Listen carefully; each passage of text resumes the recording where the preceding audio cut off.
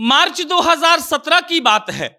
उत्तर प्रदेश में भाजपा चुनाव जीत चुकी थी और इस बात पर निर्णय लेना था कि मुख्यमंत्री कौन बनेगा।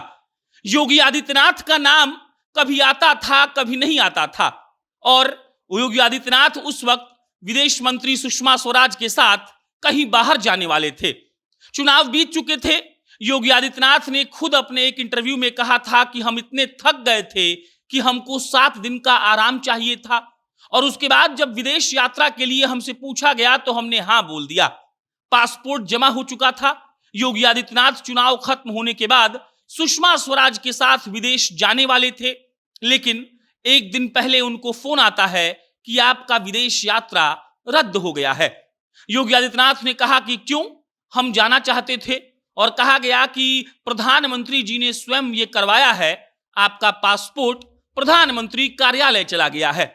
योगी आदित्यनाथ उस इंटरव्यू में कहते हैं कि हमको लगा कि जब प्रधानमंत्री जी ने कहा है तो बहुत सोच समझ कर कहा होगा। योगी आदित्यनाथ को कहा गया कि आप दिल्ली रहिए। योगी आदित्यनाथ दिल्ली में अपने सांसद आवास पर थे, लेकिन जब शाम तक कुछ नहीं हुआ तब योगी आदित्यनाथ को लगा कि बेहतर है हम अपने संसदीय क्षेत्र गोरखपुर लौट जाएं।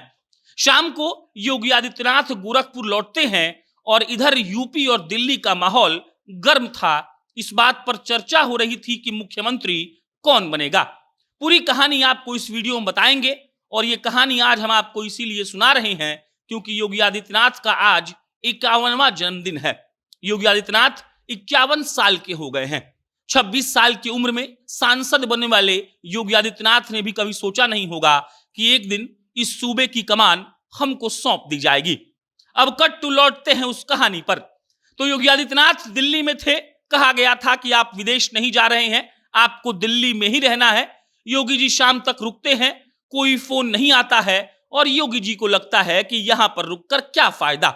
योगी आदित्यनाथ गोरखपुर चले जाते हैं और गोरखपुर पहुंचने के बाद उनको अमित शाह का फोन आता है। अमित शाह कहते हैं कि योगी जी कहां हैं आप, और योगी जी का उधर से फोन पर जवाब आता है, हम तो गोरखपुर आ चुके हैं।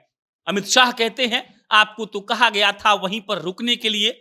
योगी जी कहते हैं कि शाम तक कोई कॉल नहीं आया, कोई बातचीत नहीं हुई तो हमको लगा अपने क्षेत्र में लौट जाया जाए।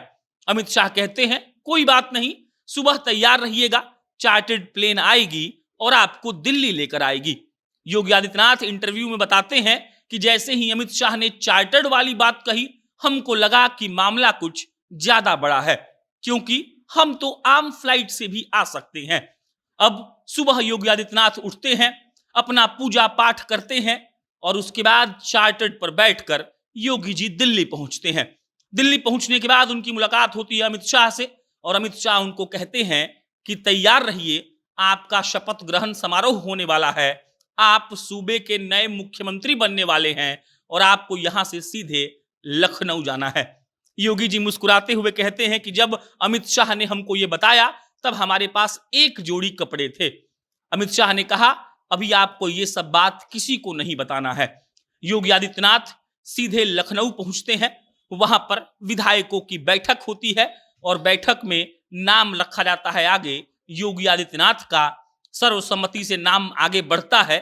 योगी आदित्यनाथ का नाम मुख्यमंत्री के लिए बोल दिया गया था। सारे विधायकों ने उनको अपना नेता चुन लिया और योगी आदित्यनाथ अगले दिन मुख्यमंत्री की शपथ उसी लखनऊ में ले रहे थे, जिस लखनऊ ने उनको कभी सताया था, जिस लखनऊ ने उनको कभी ये एहसास कराया था कि तुम एक अदने से सांसद हो। और वही योगी आदित्यनाथ जब शपथ ग्रहण कर रहे थे तो सोचिए कि उनके दिमाग में क्या चल रहा होगा। 26 साल की उम्र में सांसद बनने वाला आदमी जो उत्तराखंड में पैदा होता है, महंत अवैधनाथ से दीक्षा लेता है, गोरखपुर का गोरखनाथ मंदिर का पीठाधीश्वर बनता है और उसके बाद लगातार सांसदी का चुनाव जीतते रहता है। एकदम से 2017 वाले विधानसभा चुनाव में योगी आदित्यनाथ सबसे बड़े प्रचारक के तौर पर उभरे थे। योगी आदित्यनाथ के प्रचार का डिमांड हर अलग अलग विधानसभा क्षेत्र से आ रहा था। चुनाव जब खत्म हुआ तो योगी विधानसभा का चुनाव तो नहीं लड़े थे, लेकिन मुख्यमंत्री का नाम उन्हीं का था, मुख्यमंत्री उन्हीं को बनना था।